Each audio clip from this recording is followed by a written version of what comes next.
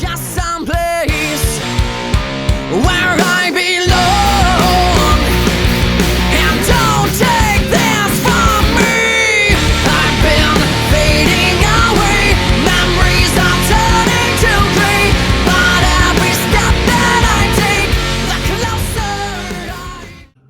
Good morning, good afternoon. I'm Matt, and you reach King Tridents Tribe. Hello, Tribe. How's a Good Vibes Soul Tribe doing this awesome day? Hopefully you enjoying your Valentine's Day if you celebrate that. Every day is Valentine's Day to me, so I don't need Hallmark holiday to make me appreciate love. So today I'm going to talk about how did I gain an appreciation for life. I'm going to save the intro, and I'm just going to jump into it. This is going to be a different video. I'm going to share some of my personal and professional experiences that gave me the wisdom to appreciate life as I do today. So, as I mentioned, this is a new type of video to provide some of my life experiences that many people never have, as I might not have some of the experiences of other people. But then again, there are many people that have had this similar type of experiences. I'm making this video not for recognition or any other materialistic or self-serving reasons, but to shed some light on how blessed each human is to open their eyes each day. There are many other humans that have experienced worse things than me, and others that have really done remarkable acts, things that people call miracles. And as I always say, miracles are everyday occurrences. A little about me.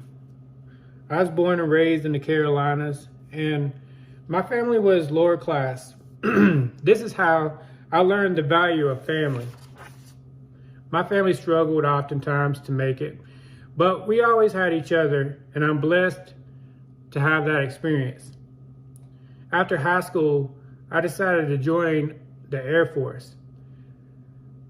I could have attended college, but at the time, I wasn't very good at school.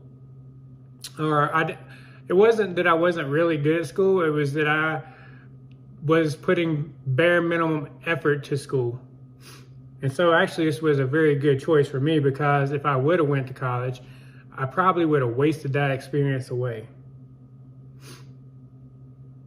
So I felt that I needed to do something more impactful. So off I went to basic training and spent Thanksgiving, Christmas, and New Year's. And then after that, off to my specialty training. Once I finished my specialty training, then I was sent to my first squadron. And this is me. I'm gonna hopefully put a bio up so you can see. I retired 1 January of this year, which has given me the opportunity to be able to share some of these experiences. As you know, most of you that follow me, I share very little of my personal life. I'm a very private person. But as of 1 January, I retired with 24 years of service, and that's more time. I served more time in the military than I was allowed prior to joining. And almost all of my time served was during wartime.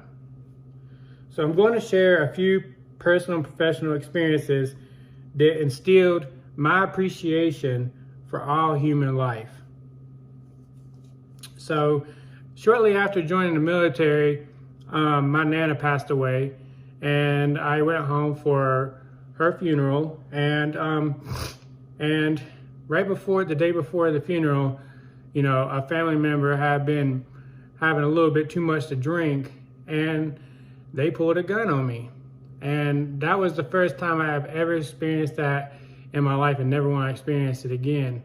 Luckily, I was able to stay calm and cool and get the gun away from the person without any injury to me or them. But at that time, it was a very scary situation. And one of the lessons that I learned from that was to always see a person for who they are and not whom you want them to be. It doesn't matter if they're blood relation. that was one of my first experiences with death, basically. Because honestly, I thought that I thought it wasn't going to be a good outcome. So that was really tough. Then after that, 9/11 happened. And my squadron was one of the first aircraft squadrons to deploy. During that time, we lost a plane. We were on Diego Garcia, which is a little small, tiny island in the Indian Ocean. And shortly after takeoff, the aircraft had some sort of malfunction. And luckily, the good outcome was all crew members got out of the aircraft, but the airplane crashed into the Indian Ocean. But the good thing is everybody survived. So that was kind of an eye-opening experience, because during that time, being young, you don't think about that kind of stuff. You just go through the motions. At least I did. I'm not saying everybody does, but I did. And I was very grateful that the aircrew got out safe. Then fast forward to 2005, I was deployed to Iraq, to a base called Balad Air Base. And before you go, they always prepare you for what could happen, like mortar attacks and whatnot. And it's funny because the training they gave us at the time was like, I think seek shelter underneath a table or something like that. Well, my first experience with a mortar attack was I was either going to lunch or dinner, one of the two. And I'm sitting there eating, and there's these other people around me, some Air Force, some Army. And the sirens go off because when there's an attack, sometimes they can detect it ahead of time, and then other times they can't. But the sirens go off, and then you start hearing the explosions. And I'm like sitting there like, what should I do? Should I get on the table? So I'm ready to like do that. And then I look around, and then everybody else is just sitting there eating like nothing even happened. It was really a weird situation. And then I was like talking to some of the people, and the Army dude was like, well, it's not going to help you by getting under a table. So you might as well just enjoy your dinner, because whatever happens is going to happen regardless if you get under a table. So that was a really unique experience.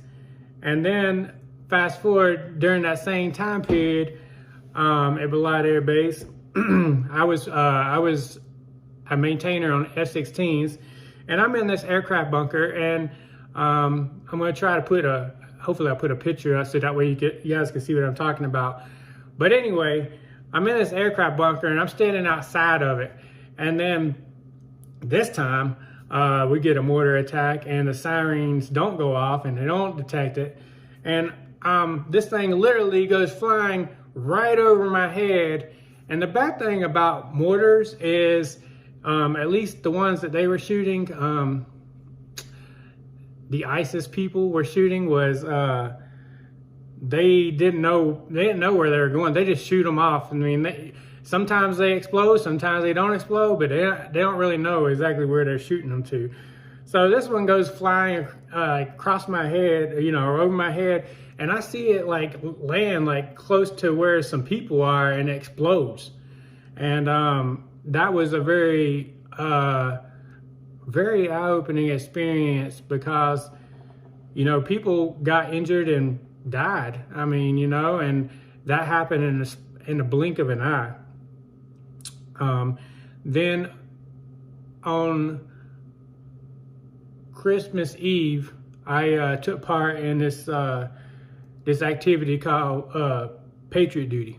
And what Patriot Duty is when a soldier passes away, they load them onto the aircraft. So what happens is you meet up at the place where the body is, and then you form a line, 2 lines, and then they walk the body and the casket to the plane. And then once they get it on the plane, they shared some details about the person. And it was a really sad moment because this person had, a wife and kids, and, it starts bringing you the reality that, this can happen to you. And it was really, really made me appreciate life. Then the next day, on Christmas Day, I'm laying on my cot, waking up, and the next thing you know, we're gonna get mortar attacked again. And so this mortar comes in, and I don't know exactly how far it was when it hit, but it was close enough where I'm laying in my tent and rocks and stuff start freaking hitting my tent. And I just kind of stayed there. I didn't really know what to, I knew what to do, but I wasn't like gonna move. So then shortly after that, the good thing is that shortly after that, you hear a plane come in, and it's one of our planes, and it just takes out whatever's out there that was the threat. And I was really happy about that. But that was another eye-opening experience. Then right before I left Iraq, I had a friend and that went to the Cadillac, and we call the Cadillac is basically the restroom, the bathroom. It's a trailer where you go use the restroom or shower or whatnot. Anyway, he's leaving that, and there goes a mortar, shoots straight across his head and explodes probably about, I don't know, it's probably 50 yards from him. Luckily, it was a dud, but the thing about duds is they still make big craters in the ground. So there's a big old crater right 50 yards from there, and he's white as a ghost. That was another eye-opening experience. So fast forward during my career, I later cross-trained into an airborne mission system specialist, which is air crew. And I was part of an air crew that flew on an EC-130 plane. So shortly after, one of my experiences was I was on a training mission, learning to get qualified for my job. And we had just come back from like a 16-hour flight. And as we're coming in for landing, the air traffic controller somehow brought another plane onto the active runway where we're landing. And the plane, and then all you hear, because I have a headset on and I can hear the pilots, and we all talk to each other. And all I hear is pull up, and I have where I'm sitting at on this jump seat. I can see we have computer screens in this plane, and there's a window from the aircraft, and I can see it shining onto the screens, and I can see trees and stuff like that. And the next thing I know, like it's just like nothing, and then we're pulling up. So we barely missed this plane. I don't remember how close. Well, I don't know because I was sitting in my seat, but we were really close to hitting that aircraft. And during that time, I remember I didn't have any feelings at all. I was just kind of like numb. I didn't think anything or anything at all. It was just like, first, I couldn't believe that actually happening. And second, I was like, I didn't know what to think. But that was another experience that I had where I was like really thanking God. I was thanking God very much that I was able to actually touch the ground again. Then during that same, it was while I was actually doing my job as an aircrew member, I had another experience where I was in a South American country, and I was taking off, and we had just fueled up, so we had a plane full of fuel, and And shortly after takeoff, we were struck by lightning, we hit a bird, and we had to make an emergency landing in a foreign country that's not the nicest country in the world, not the best place you want to be, but we had to make an emergency landing to that country, and we had to stay there for about a week. And you know, you start thinking at that time like anything can happen. You don't know who's your friend, who's not your friend. You know, there's bad people all over the place. But luckily we got out of that situation, and that was a really eye-opening experience too. Now these are just a few of my experiences. I'm not sharing every single one of them, but these were experiences that I had that really helped me understand how valuable life really is. Now the last experience is a personal experience, and that really during this experience alone, that was like really the icing on the cake for understanding and appreciating time and life. So as of today, so today is February 14th. Today is an anniversary when my mom passed away, and you know, she passed away on Valentine's Day, and I never got to talk to her before that happened. Well, I don't remember exactly, but it wasn't like I didn't talk to her the day before or that day. So it was a really hard situation when she passed away. But what made it even more difficult was 5 days later, my dad passed away. And they had been divorced since I was 6 years old. So it wasn't like they were together, but I was at home, and I was supposed to see my dad because my dad was going to come to the memorial service for my mom. But I get a call, I think it was like it was the day before the memorial service, I believe. And basically he had passed away. He had just was getting ready to walk out of the house, and he had a heart attack and passed away.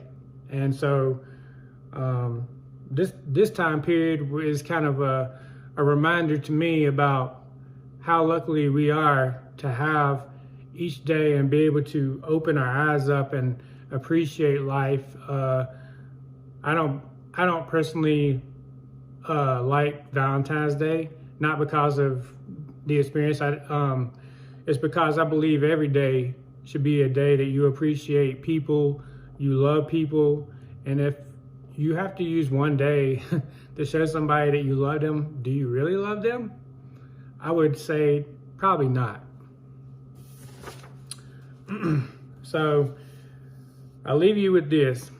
I know a lot about death, but death literally shined a light on the importance to appreciate life with much gratitude. I have a lot of gratitude for life, all life, not just my life, everybody's life. It's disheartening to see humans take life for granted and focus on things that are truly meaningless. All life is valuable. All life is valuable. Even those that are or were terrorists. It's never fun to take another life because those people have families. But this is also the ongoing battle of good versus evil. We all have the option to choose, just as we have the option to be grateful for each morning when you open your eyes. When you open your eyes each morning, you should always thank the divine, thank God, thank the higher power that you choose or believe in. I'm very blessed to have served with so many great humans and to have helped many humans. And I choose to continue to do that in this capacity. My new chapter. This is my new chapter. We're not lucky to be alive. We are blessed. It's not luck. There's no such thing as luck. You're blessed. I ask that every morning that you open your eyes, you consciously think about how blessed you are and choose to see the good in the world and be good. Treat everyone you come in contact with respect and dignity. Choose to spread positivity and filter out negativity. You only have this life with an undisclosed amount of time. Live it each day to the best of your ability, because this is a cliche, but if you have to wait till something is gone to have appreciation, then it's too late and this time was wasted. So if this video was valuable to you, will you please, I ask you to subscribe, like, comment, and share. And remember, the 3 most important things in life is peace, love, and happiness. I'll see you next time.